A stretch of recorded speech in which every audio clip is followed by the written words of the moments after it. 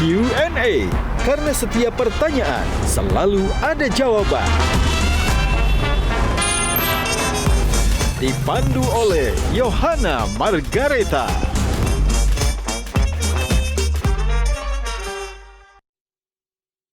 Dipersembahkan oleh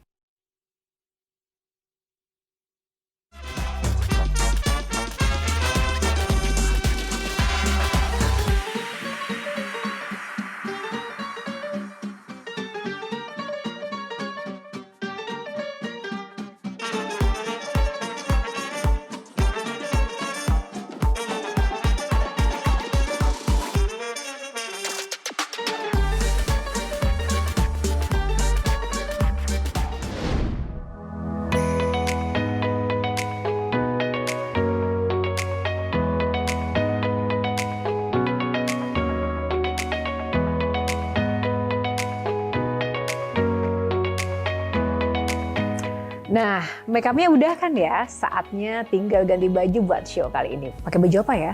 Ada sih satu yang istimewa. Kita langsung aja ke wardrobe ya. Wow, bagus banget. Bagus ya? Wah, ini juga ada ya untuk cowoknya ya? Ini juga dari sarung gajah duduk untuk kemeja pria. Dan ini untuk busana wanita. Nggak nyangka ya, ternyata kain sarung gajah duduk ini bisa dibuat dengan berbagai macam varian untuk busana baik pria maupun wanita. Selain bahannya juga adem, variannya juga banyak sekali motifnya. Dan ini pun bisa cocok untuk segala situasi dan juga acara. Tak dapat dipungkiri, sarung gajah duduk memang legenda Nusantara. Dan jangan lupa yang ada tulisan Arabnya.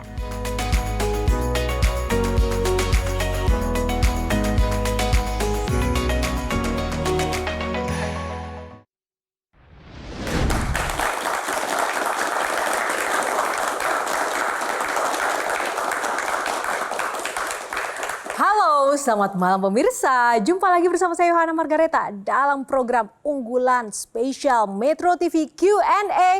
Karena setiap pertanyaan selalu ada jawaban. Saat ini sedang hits isu terkait dengan IKN dan ASN. Nah, kita tahu saat ini ASN mulai menghitung hari terkait adanya rencana perpindahan sejumlah kementerian ke IKN pada Juli 2024 nanti. Nah, terlebih akan dilangsungkannya upacara kemerdekaan Republik Indonesia pada 17 Agustus 2024 nanti. IKN yang digadang-gadang akan menjadi sebuah super hub atau juga super hub yang berkelanjutan akan menjadi simbol identitas nasional yang baru. Nah, seperti apa kesiapannya? Ada salah satu sosok yang akan menjadi bintang tamu spesial kita pada malam hari ini. Dan untuk menjawab semua pertanyaan itu, langsung saja kita undang Menteri Pendayagunaan Aparatur Negara Reformasi Birokrasi, Bapak Abdullah Azwar Anas. Tepuk tangan yang paling meriah. Pak Azwar, apa kabar? Pak, boleh di sini dulu Bapak. Oh, sini. Apa kabar Bapak? Baik, baik. Sebelum kita nanti akan mengulas banyak hal bersama para panelis kita Pak. Bapak saya tahu memiliki jenjang karir, perjalanan karir yang luar biasa. Dari semua karir sampai menteri, mana Pak yang paling enak? Saya kira bukan soal enak. Tapi? Paling banyak bersentuhan dengan rakyat. Yang mana? Jadi menteri atau jadi bupati, jadi politisi atau mungkin jadi pengusaha? Jadi bupati. Oke, tepuk tangan buat Pak Azwar Anas. Silakan Bapak. Baik, terima kasih sekali lagi Pak Azwar Anas sudah berkenan di Q&A. Pak, banyak sekali pertanyaan publik yang akan diwakili oleh para panelis kita, namun ada tata caranya. Ada 9 box Pak, di dalamnya akan ada tema-tema menarik dan juga spesial untuk Bapak untuk dijawab. Silakan nanti memilih dan kita akan ulas bersama. Bapak siap? Baik, Mas. Siap. Nah, untuk nomor favorit yang pertama Bapak berkenan pilih nomor berapa? Nomor 7. Nomor 7 ya. Baik, nomor 7 kita buka.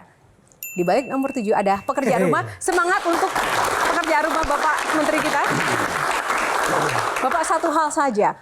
Boleh nggak Pak sebutkan 2 hal yang pekerjaan rumah yang out of the box yang Bapak sudah lakukan yang membedakan Bapak dengan menteri-menteri Menpan RB sebelumnya? Ya, pertama ketika saya jadi kepala daerah, saya melihat ini mengorkestrasi birokrasi itu nggak mudah. Maka kita bikin event sebagai umbrella untuk membangun perubahan. Yaitu kita bikin pariwisata, Dan supaya segera berdampak, maka kita putuskan waktu itu semua dinas adalah dinas pariwisata.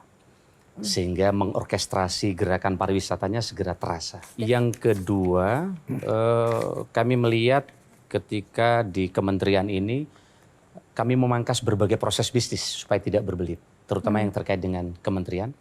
Dan ketika kami di LKPP, waktu itu perintah dari Bapak Presiden bagaimana mengambil langkah yang out of the box, kami pangkas proses bisnis dari 8 menjadi 2 proses bisnis. Dan hasilnya Pak?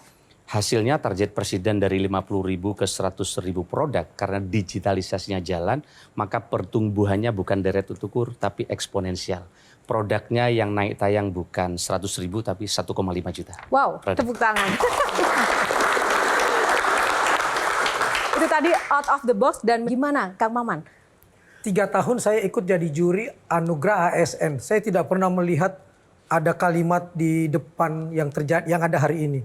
Birokrasi berdampak, birokrasi berdampak. Sedemikian beratkah PR Pak Aswar sampai itu ditekankan betul? Atau selama ini memang birokrasi kita memang tidak berdampak ya Pak? Iya, jadi setelah kami mendapatkan mandat jadi Menpan RB, karena menteri itu tugasnya membantu presiden. Iya. Maka kami dengar dengan baik pidato Bapak Presiden di berbagai kesempatan. Ternyata ada kerisauan dari Bapak Presiden yang sekarang terjadi adalah berbelitnya birokrasi dan terjebaknya di tumpukan kertas. Kadang birokrasi ini sibuk tapi nggak berdampak untuk rakyat. Dan inilah yang kita minta kepada seluruh kementerian dan lembaga untuk dibangkas. Yang kedua, supaya kita tidak terjebak di tumpukan kertas. Dan yang ketiga, harapan Bapak Presiden bagaimana birokrasi lincah. Inilah PR yang sekarang yang mesti kita selesaikan. Maka proses bisnisnya mesti kita pangkas. Kemenpan RB termasuk kementerian yang bermandat oleh Presiden untuk menilai akuntabilitas kinerja, untuk menilai reformasi birokrasi bekerja atau tidak, dan ujungnya memang kalau RB-nya naik, tunjangan kinerjanya naik. Sedikit saja tentang IKN. Seandainya skema perpindahan ASN ini terjadi, lalu berdampak negatif, terjadi layangan putus, banyak perceraian di lingkungan ASN karena istrinya atau pasangan tidak mau ikut. Bagaimana Bapak mengantisipasinya? Ya, ini urusan perceraian, urusan mental. Itu urusan kementerian agama. Oke. Antisipasinya saya jadi atau mereka resign. Nggak, itu nanti ke sini psikolognya. Oh, berarti itu nanti boleh ada konsultasi antara Bapak dan Kak Novita Tandri ya. Oke, Makanya sudah mungkin disiapkan di sini ya. Virgi. Bicara mengenai sistem dalam birokrasi itu sendiri. Bagaimana sekarang bicara mengenai SDM-nya? Karena sudah berada di dalam zona nyaman yang begitu lama, Pak. Dan kemudian Bapak masuk tadi di babak kedua, mengubah semua untuk menjadi out of the box itu sulit. Ya, kunci SDM ini penting. Kita boleh benci ke birokrasi. Tapi faktanya birokrasi ini menjadi engine dari pelayanan publik. Oleh karena itu Bapak Presiden memberikan mandat kepada kami agar sistem rekrutmen SDM kita perbaiki. Maka sistem rekrutmen kita sekarang sudah sistemnya CAT, Mbak Virgi. Bagaimana menjamin kalau tidak ada ordal, Pak? Nah, karena sistemnya sekarang mengerjakan soal di dalam, di luar orang langsung bisa melihat. Tapi kan sekarang sistem aja bisa diutak-atik ya, bisa direkayasa. Nah, kita sudah dengan BSSN, dengan sistem dan seterusnya. Artinya kita berikhtiar dengan sistem face recognition, sehingga sekarang inilah sudah waktunya semua orang punya kesempatan yang sama untuk mengabdi kepada negara. Itu kan yang sekarang, Pak. Yang baru akan masuk, yang baru. ya kan? Itu bisa diubah mungkin. Ya. Mereka akan terbiasa dengan sistem Bapak. Kan banyak banget, Pak, yang lama. Nah, oleh karena ini pertanyaan menarik buat kita. Oleh karena itu Bapak Presiden meminta benchmarking kepada kami di berbagai negara bagaimana cara mereka mengurai ini. Dengan Perpres 80 itu, yaitu arsitektur SPBE, dan mengorkestrasi bagaimana SPBE ini bisa jalan, yaitu digitalisasi. Sayangnya program digitalisasi birokrasi selama ini masih dimanai dengan pembuatan aplikasi. Maka yang terjadi Mbak Virgi, aplikasi ini tidak menyelesaikan masalah. Karena begitu banyak pejabat baru, aplikasi baru. Bupati baru, kepala dinas baru, dirjen baru, direktorat baru. Sekarang Presiden telah memerintahkan tidak boleh lagi ada aplikasi baru. Yang kita minta adalah menginteroperabilitaskan aplikasi. Sehingga dengan sistem itu nanti memaksa birokrasi untuk lebih cepat, lebih murah, lebih mudah bagi rakyat. Sementara selama ini aplikasinya LK itu ada berapa sih Pak? Nah, Lembaga kementerian? jadi sekarang kementerian lembaganya lebih dari 27.000 aplikasi. 20 Sekarang ini. Dari 27.000 itu sudah terpangkas berapa Pak aplikasinya? Contoh di Kemenkes sekarang, dari 400 aplikasi di puskesmas dan berbagai aplikasi, sekarang proses menjadi satu data sehat. Sehingga nanti ini akan lebih mudah. Tapi problem kita sebenarnya bukan hanya ini Mbak Firja, adalah PR menyelesaikan 3 hal yang ini menjadi arsitektur digital internasional yang telah terjadi. Satu adalah digital ID yang ada di Dagri dan Kominfo. Yang kedua adalah terkait dengan data exchange. Yang ketiga adalah digital payment. Kalau 3 hal ini selesai, maka ini hampir seluruh bantuan program kita akan lebih tepat sasaran. Tepuk tangan untuk Pak Menteri. Baik, singkat saja Kak Novita, satu lagi. Izin Pak Menteri, ini kalau lihat dulu sebagai 2 periode menjadi Bupati Banyuwangi, sekarang menjadi Menteri. Ini urusnya bukan daerah lagi Pak Menteri ya, tapi negara gitu. Apakah ini dengan sisa waktu ada kesempatan supaya Menpan RB punya transparansi dengan birokrasi di bidang digital ini? Begitu kami mendapatkan mandat ini untuk mengorkestrasi transformasi digital, Pak Tony Blair datang ke kantor kami, menemui kami. Dan Pak Tony meyakinkan kepada saya memang tidak ada jalan satu negara untuk meningkatkan pencapaian dan melipat gandakan kepuasan rakyat dalam pencapaiannya kecuali dengan digitalisasi. Nah, maka sekarang ada GovTech. Perpresnya telah membuat government teknologi. Sekarang sedang merekrut talenta-talenta digital hebat di GovTech ini. Dan bersama 7 kementerian lembaga prioritas. Jadi sekarang belum semuanya. Kalau 7 kementerian lembaga prioritas ini jalan, maka soal-soal dasar nanti akan terselesaikan.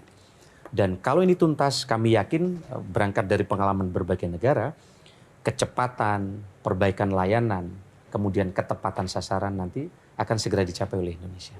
Baik, terima kasih.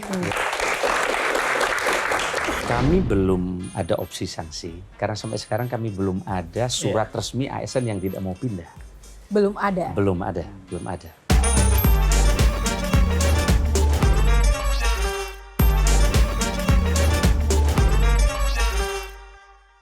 Dipersembahkan oleh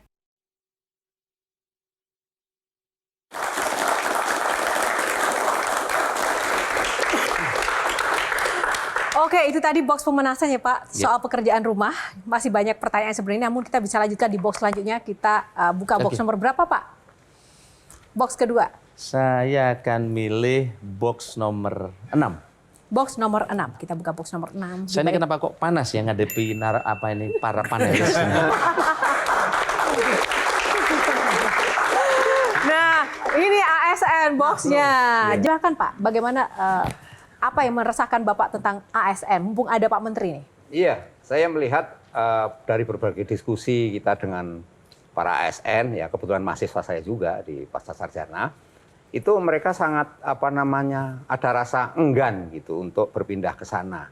Artinya dia memikirkan bagaimana jaminan saya sampai di sana, istilahnya tercukupi segala kebutuhan lah, kira-kira kebutuhan itu Pak Menteri. Ini kan di bayangan orang IKN ini belum terbangun dengan baik. Nah, tetapi yang kita lihat kemarin, saya 3 bulan tidak ke sana, perkembangannya luar biasa. Jadi yang pertama, di IKN ini sekali lagi bukan hanya perpindahan PNS dari Jakarta ke IKN. Tetapi Presiden meyakinkan kepada kami, ini harus ada perubahan budaya kerja. Yang tadinya manual menjadi digital. Kantor tidak lagi seperti kemarin, tapi konsepnya share-sharing. Seperti di kantor-kantor yang modern. Maka sekarang bukan hanya menyiapkan kantornya, di IKN sedang disiapkan infrastruktur digitalnya. Dan kita juga nanti akan menyiapkan bagaimana bekerja tidak dari hanya satu ruangan, tapi dari berbagai tempat. Nah, Bapak Presiden kemarin sudah merapatkan bahwa nanti di sana akan segera ada sekolah-sekolah unggulan. Rumah sakit berkelas internasional. Bahkan jalan-jalannya nanti akan dibangun dengan jalan infrastruktur yang bagus dan lebar. Nah, memang ini membutuhkan tantangan baru, maka sekarang disiapkan juga selain perpindahan yang di skenario ASN dari PNS yang sudah ada ini, kita sedang menyiapkan 200.000 ASN di formasi yang baru, fresh graduate untuk ke IKN. Kapan sih Pak perpindahan masih para ASN ke IKN itu? Nah, yang pertama semula Juli. Semula Tapi Juli. arahan dari sekretariat di Istana ini nanti insya Allah di bulan setelah Agustus. September. Karena apa? Karena Agustus akan ada upacara 17 Agustus. Sehingga apartemen yang sedianya digunakan ASN itu nanti akan digunakan terlebih dahulu untuk para peserta upacara yang akan upacara 17 Agustus. Dan jangan lupa seluruh alat transportasi yang ada di IKN itu hanya boleh yang berbasis listrik. Sehingga ditargetkan kawasan ini bukan hanya digital, tapi juga ramah lingkungan. Nah ini menarik juga kalau Kak Novita kalau jadi ASN mau pindah nggak ke IKN? Ini kan sebenarnya masalah kesiapan psikis ya, selain tadi masalah psikologis banget ya, pembekalan psikologisnya Pak Menteri, izin untuk keluarga, istri atau yang istri suaminya bagaimana, anak-anaknya nggak ada mall misalnya, belum ada di sana, pembekalan psikologisnya itu satu. Yang kedua, saya dengar dari Jakarta International School akan buka Nusantara International School. Buka ke sana, nanti anak-anak yang dari ASN bisa sekolah di sana nggak Pak? Ya, pertanyaan bagus sekali. Oleh karena itu, pemerintah meminta ini tidak hanya sekolah-sekolah unggulan swasta yang hebat yang masuk di sana. Nanti koceknya ASN nggak mampu masuk. Maka pemerintah memerintahkan Kementerian Agama dan Dikbud untuk segera membuat sekolah unggulan pemerintah yang ada di sana. Misalnya Kemenak punya MAN-IC. Nah, standar MAN-IC nanti masuk di sana. Sehingga dengan demikian ini adalah terjangkau untuk ASN. Termasuk pasar-pasar yang cepat itu akan segera disiapin. Termasuk tempat-tempat kuliner akan disiapkan oleh pemerintah. Yang ini sebenarnya bukan saya yang menjawab, tapi Menteri PU. Nanti kami sampaikan ketika rapat kabinet membahas dengan IKN perlunya psikolog. Kalau perlu Ibu nanti bisa pindah ke sana. tepuk tangan. Ya, menarik. Ini lagi-lagi Q&A menelurkan sebuah sinergitas panelis dan bintang tamu ya. Silakan, Virgi. Ya. Pak Menteri, tadi Bapak katakan bagaimana perekrutan juga membuka pendaftaran untuk siapa saja yang bisa disaring untuk masuk ke sana. Ya Pak, berarti itu dari seluruh Indonesia ya Pak? Jadi gini, pemerintah sudah membuat simulasi. Tadinya ada kementerian tertentu yang pindah ke sana. Nah, ini bagian ini, yang ini belakangnya. Akhirnya disepakati, ini para sekjen dengan Kemenpan lebih rapat terus ini. Akhirnya tidak ada lagi menteri ini pindah ke sana duluan. Tapi seluruh kementerian lembaga nanti akan pindah, tinggal eselon mana dulu yang duluan. Oh, nah, ada skenario 11.000, ada skenario 14.000, ada skenario 6.000, dan ada skenario 3.500 ASN yang pindah dulu. Dan ini dari sumbernya dari kementerian lembaga yang akan pindah. Bagaimana dengan pemberdayaan masyarakat lokal, Pak? Nah, di sana bagaimana? Pak Menteri PU dengan kementerian terkait sesuai dengan tupoksinya sedang menyiapkan pasar-pasar mini, food court yang menampung mereka untuk menjadi bagian dari memakmurkan ekonomi kerakyatan tadi. Nah, ini sedang disiapkan, bahkan didesain dan mungkin sudah akan dibangun. Sehingga keterlibatan masyarakat di dalam pasar-pasar mini dan juga UMKM yang disiapkan nanti ini menjadi bagian keterlibatan masyarakat. Termasuk 200.000 ASN itu juga ada yang diutamakan dari penduduk setempat? Ini pertanyaan bagus. Ini yang baru akan dibahas di rapat kabinet. Oh, duluan saya. Wah, duluan Kang Maman, tepuk tangan Kang Maman. Nah, berarti gini Pak, menarik Kang Maman menyampaikan apakah termasuk 200.000 ASN itu juga bagian dari warga lokal dan baru akan dibahas. Tapi proposal dari Bapak itu seperti apa inginnya Pak? Jadi begini, memang ini kan nanti talenta multitasking nanti yang akan direkrut dengan sistem dan tes yang CAT dan seterusnya. Kalau ini dibuka secara lebar, jangan-jangan nanti seluruh Indonesia masuk ke sana, tidak ada talenta lokal yang terrekrut. Betul. Oleh karena itu ini sedang akan ada skema yang menunggu arahan Bapak Presiden. Kita mengusulkan ada persentase masyarakat Kalimantan untuk bisa diterima dari 200.000 itu. Fenomena sekarang itu banyak kasus di mana ASN milenial ini justru mengundurkan diri loh ketika sudah diterima. Nah, Saya kira angka 200.000 itu apakah jangan-jangan nanti begitu diterima nyoba 3 bulan pada mundur semua? Nah, kemarin ada fakta baru, kita membuka formasi 525.000. Bapak percaya berapa yang daftar? 525.000 yang kita buka. Yang submit, 2,9 juta. Artinya dengan sistem persaingan terbuka yang sekarang lebih kredibel untuk menjadi PNS, ternyata ini menarik talenta digital, talenta muda untuk daftar. Ini baru 525.000. Nah, yang kedua tadi, Memang problem kita ini ternyata bukan hanya soal kekurangan ASN, dokter spesialis maupun guru-guru yang hebat. Ternyata soal distribusi ASN. Karena banyak formasi di luar Jawa diambil atau di daerah pedalaman, dapat setahun 2 tahun minta pindah ke kota. Maka Menteri Kesehatan menyampaikan dokter spesialis kekurangan sekali di luar Jawa, terutama di 3T. 59% dokter spesialis ada di Jawa. Kalau ini yang terjadi terus-menerus, maka kita tidak akan bisa memberikan harapan yang positif bagi penduduk di 3T. Apa yang kita kerjakan? Kami baru saja memberikan formasi atas saran Bapak Presiden. Akan ada dokter spesialis PNS dan diberikan insentif khusus di 3T. Sehingga dengan demikian targetnya supaya tidak segera pindah ke kota. Karena ada insentif khusus. Belum lagi terobosan baru, dokter spesialis tidak lagi berbasis kampus saja, tapi berbasis rumah sakit. Baik, selain itu terakhir nih Pak, apakah ada sanksi dan sanksinya apa jika ada ASN yang tidak mau dipindahkan ke IKN? Kami belum ada opsi sanksi, karena sampai sekarang kami belum ada surat resmi ASN yang tidak mau pindah. Belum ada? Belum ada. Justru saya menerima surat resmi yang kemarin saya teruskan ke Menkes, ada dokter yang tidak masuk skema perpindahan, dia pengen pindah ke IKN. Nah, Pak Trubus sebagai dosen ingin pindah ke IKN mungkin Pak? Ya, saya malah mau ikut mendukung supaya cepat pindah kan gitu. Jadi pindah ke sana Pak. Jadi pihak Pak Trubus ingin? Iya, saya mau pindah ke sana kalau Loh Pak, ini sudah daftar nih satu dosen. Jadi malam ini ada agenda psikolog untuk ASN dan juga ada volunteer dosen ke IKN ya Pak ya? Oke. Pak, ada batas umur Pak untuk yang pindah ke sana? Baru mau nanya batas umur tuh. Jadi gini, tugasnya Menpan ini mengeksersis eselon 1 mana saja, eselon 2 mana saja akan pindah. Ini tugas kami.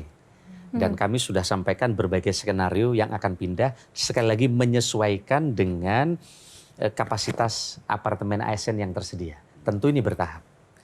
Tapi yang paling penting adalah IKN ini didesain oleh anak-anak bangsa sendiri.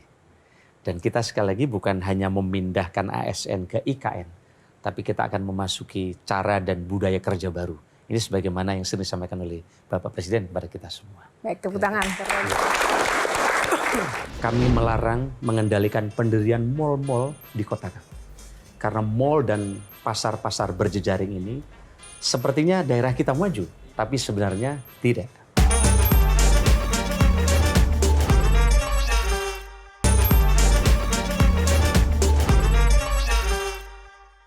Dipersembahkan oleh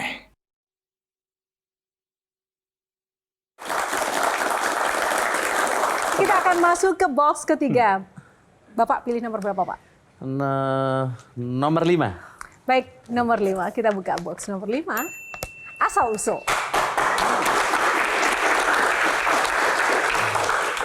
Kalau melihat sosok Bapak Menteri kita, satu hal yang ada di benak kita sebenarnya begini. Bapak pernah susah nggak Pak dalam hidup Pak? Iya. Dan seberapa susah? Saya kira bisa dibilang susah, bisa juga dibilang enggak. Saya kira setiap kita punya masa lalu ya. Saya dulu juga pernah, ya kalau waktu SMA saya termasuk yang jalan kaki. Teman-teman punya fasilitas sepeda motor, mobil, saya termasuk jalan kaki. Maka waktu SMA saya termasuk yang nggak punya pacar. Oh kenapa Pak? Jalan kaki, nggak punya fasilitas. Begitu juga waktu SMA saya harus dengan bekerja. Waktu SMA saya menjadi reporter. Karena saya anak pertama dari 10 bersaudara. Keluarga saya 2 meninggal. Tetapi ini kemudian menjadi pelajaran hidup yang sangat berharga buat saya. Jadi saya SMA waktu itu setelah sekolah saya harus bekerja menjadi reporter, menulis berita. Kemudian dari situ ternyata saya manfaatnya banyak belajar. Dan senang saya dapat honor. Setiap bulan saya SMA kelas 2 saya sudah dapat. Zaman itu berapa Pak honornya Pak? Ya cukuplah untuk uang jajan. Cukup uang jajan. Saya bisa nraktir teman saya di SMA. Dan mulai dapat pacar. Belum. Walaupun sudah bekerja belum dapat pacar. Belum pacar. Jadi. Tapi memang dari kecil cita-citanya sebagai apa sih Pak? Saya sebenarnya dulu pengen jadi dosen. Saya sebenarnya pengen jadi akademisi ya. Pengen jadi akademisi. Tapi setelah itu saya ke Jakarta. Nah di Jakarta saya kemudian blessing in disguise. Kemudian saya masuk di politik. Karena waktu itu saya kebetulan 95 pernah kepilih mahasiswa teladan di UI waktu itu. Kang Maman, silakan. Apakah karena masa lalu yang seperti itu, jalan kaki dan lain sebagainya, lalu ketika jadi bupati lahirlah program Rantang Kasih itu? Jadi memang waktu saya sekolah itu saya kadang uang saku saya pas-pasan. Saya ditraktir oleh teman saya yang kaya dengan uang yang lebih dari orang tuanya. Di situ saya merasa bahwa ada banyak orang yang mampu uang sakunya lebih, tapi ada juga anak yang sangat tidak mampu. Nah, kalau soal ketidakmampuan anak sekolah, kemudian anak drop out ini semua dikembalikan ke negara, ini tentu terlalu jauh. Maka ketika saya menjadi bupati, kita punya program namanya Siswa Asuh Sebaya dan program Rantang Kasih. Apa itu Siswa Asuh Sebaya? Anak yang kaya menyisihkan uang buat anak yang tidak mampu. Nah, dengan Siswa Asuh Sebaya waktu terkumpul zaman saya 14 miliar. Yang itu ada di sekolah masing-masing. Jadi anak yang tidak bisa sekolah bisa langsung diputuskan di situ. Misalnya anak yang perlu tas dan seterusnya. Begitu juga program Rantang Kasih. Karena ada ribuan orang, di Banyuwangi aja ada 3.000 orang yang tidak punya anak, tidak punya istri, tidak punya keluarga. Dia tinggal sebatang kara. Yang ini kadang numpang karang di rumahnya orang. Nah, inilah yang kadang ini perlu bantuan makanan. Maka kita buat namanya program Rantang Kasih. Di mana mereka kita bantu, kita libatkan dokter untuk kita bantu makanan pagi dan sore hari. Untuk mengantar ke 3.000 orang, saya tidak punya motor waktu itu. Berarti kan perlu pengadaan motor. Nah, Dan itu semuanya dari pengalaman histori Bapak tadi ya? Iya, salah satunya itu. Artinya kita tidak mungkin seluruh masalah dikembalikan ke negara. Padahal kita ini punya kesempatan untuk bisa membantu mereka dengan skup yang terkecil tadi. Oke, Bang Ibal. Pak Menteri, banyak sekali ide-ide yang brilian ketika Anda menjabat jadi bupati sampai menteri. Terutama buat calon wali kota. Ya, terutama bagi saya yang calon wali kota ini. Siapa sih mentornya? Siapa sih inspirasinya? Ya, jadi begini, saya kira yang paling mudah itu benchmarking. Benchmarking. Saya begitu menjabat sebelum dilantik, saya lihat ada banyak kabupaten kota yang luar biasa. Saya datang ke tempat itu, saya ajak staf sebelum dilantik untuk melihat proses bisnisnya. Kan yang paling mudah itu ATM katanya. Amati, tiru, dan modifikasi. Yang kedua, periode itu saya sangat beruntung karena ada beasiswa dibantu oleh Kemendagri. Ada angkatan setiap 50 bupati ada pelatihan. Ada 4-5 angkatan. Dari itu dipilih 4 untuk ada sekolah singkat government di Harvard. Ya. Nah, saya beruntung waktu itu berangkat ke Harvard. Di situ saya bertemu dengan bagaimana bekas wali kota New York untuk mengeksekusi masalah perkotaan. Saya bertemu dengan penasihatnya Clinton yang telah menangani kemiskinan di 36 negara. Bagaimana Meksiko mengatasi kemiskinan? Oh, ternyata bukan bantuan, tapi diatasi dengan gizi dulu. Karena kalau gizinya bagus, ini akan memutus kemiskinan. Dan seterusnya, dan seterusnya. Nah, itu tadi kan Bapak mengatakan sebenarnya yang mudah adalah replikasi program dan sukses story ya dari sebenarnya daerah lain gitu yang bisa dicontoh. Kita bicara saja sekitar ibu kota, Jawa Barat begitu Pak ya. Kenapa masih banyak hal-hal yang tidak dilakukan oleh pemerintah daerahnya untuk bisa berdampak terhadap pelayanan kepada masyarakatnya dengan mencontoh daerah-daerah sukses seperti Bapak misalnya? Jadi gini, saya tidak mau mengomentari daerah lain. Nah, tetapi kalau saya diberi kesempatan, selalu saya cari skala prioritas. Karena anggaran kita ini kan selalu terbatas. Saya sering cerita kepada Bupati Wali Kota, anggaran kita itu kalau dipotret, ibu-ibu pakai baju seperti sarung kekecilan. Kalau ditarik ke bawah yang atas kelihatan, ditarik ke atas yang bawah kelihatan. Maka perlu skala prioritas. Nah, kebetulan saya ketika jabat bupati, saya lihat ada 5 masalah yang jadi prioritas kami. Pertama, kemiskinan. Pendidikan, kesehatan. Nah, kemiskinan kami waktu itu sangat tinggi, di atas 2 digit. Kemudian income per kapita Banyuwangi rendah, 14 juta, jauh dibanding kabupaten yang lain. Nah, kemudian oh ini ternyata harus out of the box. Opportunity kita masih banyak. Setelah saya lihat ke kampung-kampung, ke desa, ternyata Mbok Yem Yunah Yutun, orang miskin, bukan hanya perlu kredit. Ternyata mereka perlu proteksi pasar. Apa yang kami kerjakan? Kami kemudian melarang pasar modern berjejaring di Banyuwangi selama kami menjabat. kami melarang mengendalikan pendirian mal-mal di kota kami. Karena mal dan pasar-pasar berjejaring ini sepertinya daerah kita maju, tapi sebenarnya tidak. Kemudian kami melarang hotel bintang 3 ke bawah karena kami mengembangkan pariwisata supaya homestay-homestay yang ada di rakyat berkembang Hidup, cukup. ya. Nah, kemudian kami cek dari 20 kabupaten kota, 5 kecamatan termiskin. Kami potret datanya. Nanti kalau Bapak jadi wali kota. Siap. Nah, karena sehebat apapun bantuan dananya, kalau tidak tepat sasaran, susah mengurangi kemiskinan. Maka data menjadi penting. Saya kerjasama dengan BPS. Kami kerjasama karena mereka yang punya data dan mereka yang menilai.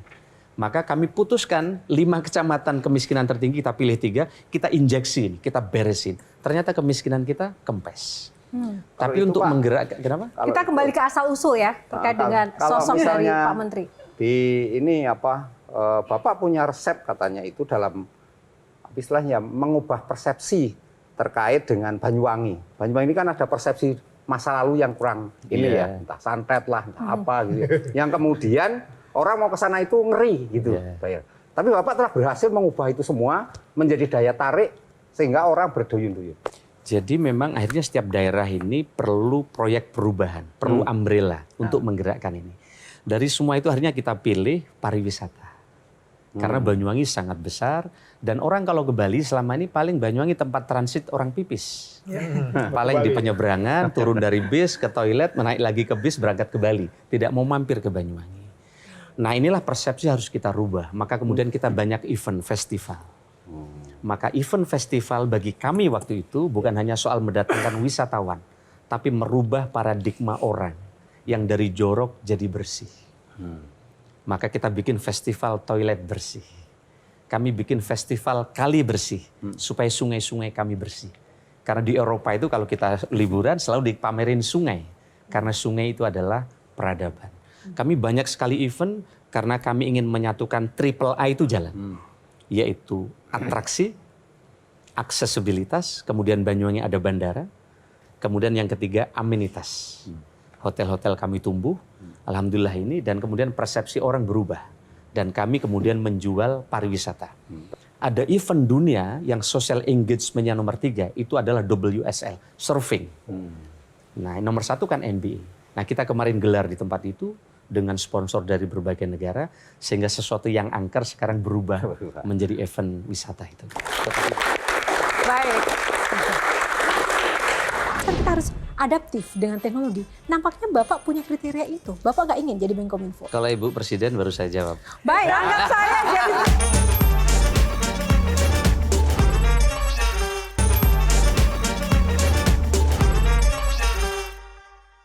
Dipersembahkan oleh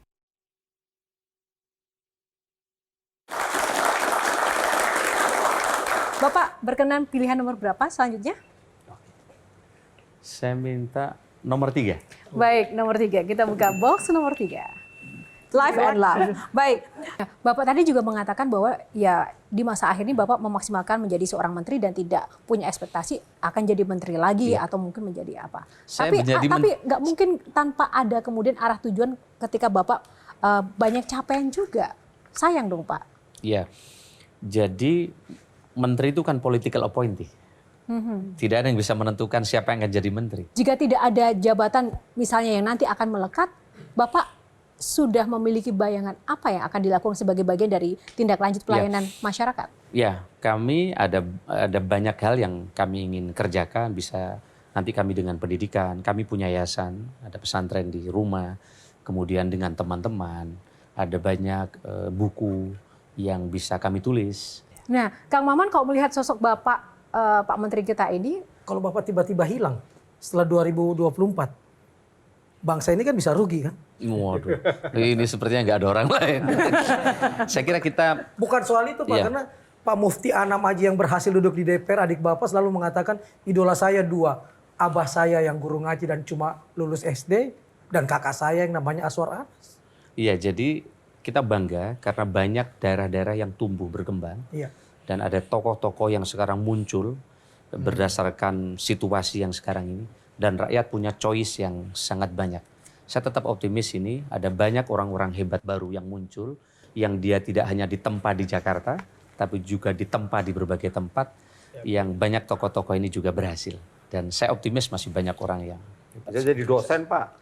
Kenapa? Jadi dosen. Oh iya, Karena bisa jadi cita-citanya dosen. pengen. Nah, Tapi perlu menurut saya orang-orang Perlu. hebat Jakarta pulang kampung. Sudah waktunya kapan lagi kampung kita akan bangkit yang membangun kalau bukan kita sendiri. Saya sendiri waktu pulang jadi bupati, ngapain lo pulang ke kampung? Ke sana nggak ada kendaraan, bis patas nggak ada, malam sudah berhenti, sepi. Ngapain pulang? baik Kak Novita, silakan. Apa sih makna kebahagiaan? Kita ngomong live nih. Ya. Makna kebahagiaan itu kan pertanyaan yang kita akan tanyakan sepanjang hidup Iya. gitu ya. Mau ngapain nih hidup ini? Ketika kita bisa membantu orang lain itu rasanya bahagia. Dan inilah yang terus ditanamkan oleh orang tua kami. Bagaimana bisa membantu orang lain. Karena di balik kita membantu orang lain itu akan muncul kemudahan yang kita terima. Satu lagi. Makna keluarga buat Bapak. Keluarga itu penting banget menurut saya. Karena saya aja begitu ada komplain dari keluarga, itu bisa terbawa sampai lama. Karena kesuksesan suami itu tidak lepas dari kebaikan dan supporting istri. Baik, terima kasih. Baik, terima kasih untuk box kali ini. Kita lanjut Pak. Box selanjutnya, box nomor... Nomor 1. Baik, kita buka box nomor 1. Quote of the day. Tepuk tangan buat quote of the day. Baik, Bapak, apa 3 doa yang Anda ingin capai dalam hidup ini? Yang belum tercapai mungkin. Pertama, kami selalu mohon doa panjang umur dalam keberkahan. Yang kedua, kami selalu berdoa mudah-mudahan orang tua kami dan keluarga kami diberkahi. Yang terakhir, kami selalu berdoa mudah-mudahan kami hidup selalu dalam rahmat dan meninggal husnul khotimah. Tepuk tangan. Silakan para panelis, Kang Maman. Saya terpesona dengan Bu Psikolog tadi bicara tentang keluarga yang kadang-kadang sebagai pendorong tapi juga kadang-kadang malah membahayakan. Penjerumus ya. Bisa menjadi menjerumus ketika melihat anak tertuanya sukses. Lalu kapan kamu ngajak 8 atau 9 adik-adik kamu? Tapi orang bilang ketika Bapak jadi Bupati Banyuwangi, nggak ada adik-adik Bapak di sekeliling Bapak. Bagaimana cara bisa memagari itu dan bisa memisahkan antara urusan Bapak sebagai pejabat dan saudara. Padahal Bapak adalah andalan buat ke-9 adik-adik Bapak. Jadi kami diajari oleh keluarga waktu itu, saya tidak pernah ditarget harus ranking, harus juara. Waktu itu kami ditanamkan, kami harus baik dan kewajiban saya sebagai beragama harus dikerjakan. Nah, kemudian adik-adik kami juga punya kesempatan yang berbeda-beda ini. Ya. Ada yang jadi dokter, ada yang jadi politisi, ada yang jadi dosen, ada yang jadi guru. Dan mereka merdeka dengan profesi mereka masing-masing. Ada yang jadi PNS. Adik saya juga biasa, sekarang meskipun saya jadi menteri, jadi bupati, adik saya mereka ke PNS tetap pakai sepeda motor, adik saya. Sampai sekarang. Sampai sekarang. Bahkan ada adik kami ketika praktek di sebuah rumah sakit, mereka marah ke saya ketika saya telepon bahwa dia adik saya. Kemudian dia pindah ke rumah sakit yang lain untuk praktek. Jadi ada adik saya ini yang tidak mau dia tahu adik saya. Dan saya senang ini dengan cara ini dan terus begitu juga.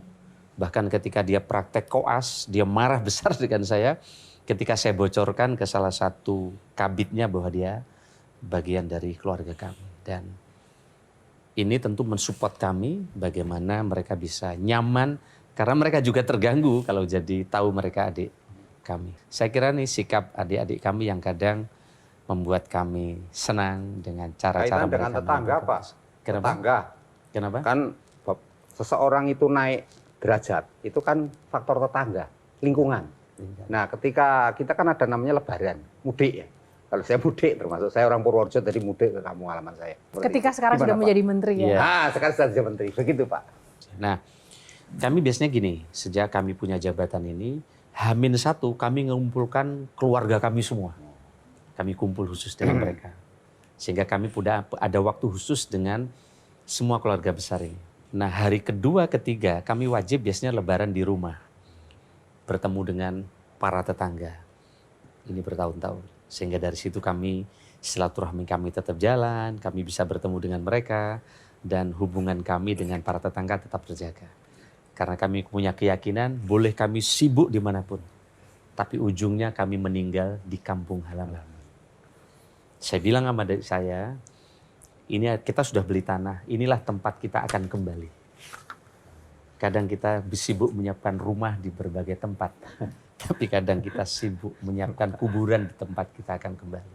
Sehingga saya kemudian menjadi sesuatu yang wajib, saya di setiap lebaran harus bertemu dengan para tetangga saya, keluarga saya. Bisa jadi mereka lah yang akan pertama kali mengantar kami di liang lahat yang mungkin nanti ini akan terjadi setiap saat yang kita tidak bisa prediksi. Kira-kira. Baik. Bang Iqbal, terakhir quote of the day. Silakan. Berkarir dari awal sampai jadi menteri, apa sesuatu yang belum tercapai? Nah, pribadi mungkin dalam kehidupan? Dalam kehidupan, ya tentu tidak bisa diungkapkan di sini, saya kira. Khusus Nadewa ya. Iya. Bikin pesantren Pak lebih banyak. Kenapa? Bikin pesantren yang lebih banyak. Ya, kami tentu hari-hari kami ini ada lembaga pendidikan, di sana ada 1.100 santri yang bermalam di tempat pesantren yang orang tua kami telah bimbing. Kami sekarang sedang menyiapkan kelas pesantren internasional dengan sistem Cambridge, karena untuk membangun anak tidak bisa hanya dengan anak, tapi dengan orang tuanya. Dan kelas pesantrennya sekarang mendapatkan CSR, sudah dipersiapkan, mudah-mudahan ini menjadi bagian dari pengabdian kami. Nggak tertarik bikin sekolah buat orang tua, Pak. Karena orang tua, legacy dari yang atas-atas, mendidik anak-anak zaman sekarang kan beda sekali ya. Dengan digital native seperti ini. Parenting ya, sekolah parenting. Betul. Baik, artinya nanti lagi-lagi bisa terlibat ya untuk menggagas ide itu. Tepuk tangan. Baik, Virgi silakan. Iya, jadi Pak Menteri ini bukan hanya melakukan berhasil dalam birokrasi yang berdampak tadi ya Pak ya, tapi terima kasih sudah membuat hidup yang berdampak dan menjadi inspirasi untuk keluarga, untuk banyak orang di sekitar Bapak, dan tentunya untuk kita semua, untuk anak-anak muda. Terima kasih Pak, sudah berbuat banyak untuk Indonesia. Mohon dilanjutkan Pak. Terima kasih. Jangan Tepuk berhenti. tangan.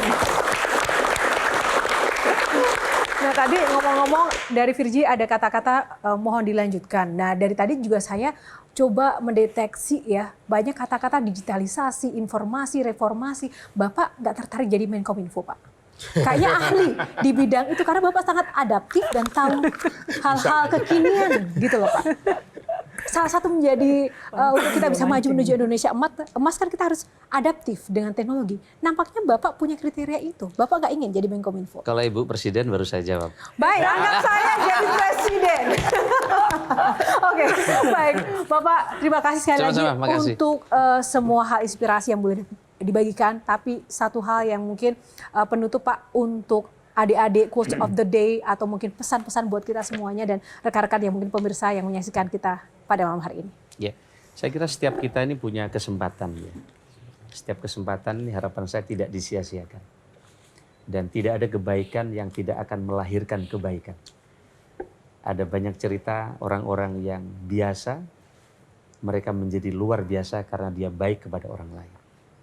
Oleh karena itu setiap kebaikan akan melahirkan kebaikan. Dan setiap kesempatan jangan disia-siakan untuk dioptimalkan. Karena kesempatan belum tentu lahir 2 kali. Baik. Sekali lagi terima kasih untuk bintang tamu kita yang luar biasa, Bapak Menteri, Pak Aswar Anas, dan juga rekan-rekan panelis yang juga luar biasa. Tepuk tangan. Bagaimana adik-adik terinspirasi pada malam hari ini? Dan satu hal yang pasti tadi salah satu kalimat yang sangat-sangat luar biasa, kebaikan akan melahirkan kebaikan, dan tentu saja yang tidak boleh ditinggalkan adalah kita terus menjadi pribadi-pribadi yang terus bermanfaat, baik kita sebagai seorang pribadi yang menjabat dalam posisi-posisi tertentu, sebagai panelis, sebagai apapun latar belakang kita, tapi kita harus berbuat banyak dan bermanfaat bagi sesama kita. Itu ada hal yang benar-benar menjadi pegangan kita yang kita dapatkan pada malam hari ini dari sosok seorang Bapak Menteri kita, Bapak Aswar Anas. Tepuk tangan sekali lagi untuk Pak Aswar. Dan tak lupa pemirsa, terima kasih juga untuk Sarung Gajah Duduk yang sudah menyiapkan Baju saya pada malam hari ini sarung gajah duduk legenda Nusantara yang ada tulisan Arabnya. Dan terima kasih juga untuk seluruh pemirsa yang menyaksikan Q&A. Dan tetap tunggu episode menarik Q&A lainnya dalam episode selanjutnya. Saya Yohana Margarita undur diri. Terima kasih atas kebersamaan Anda. Karena setiap pertanyaan selalu ada jawaban. Sampai jumpa lagi.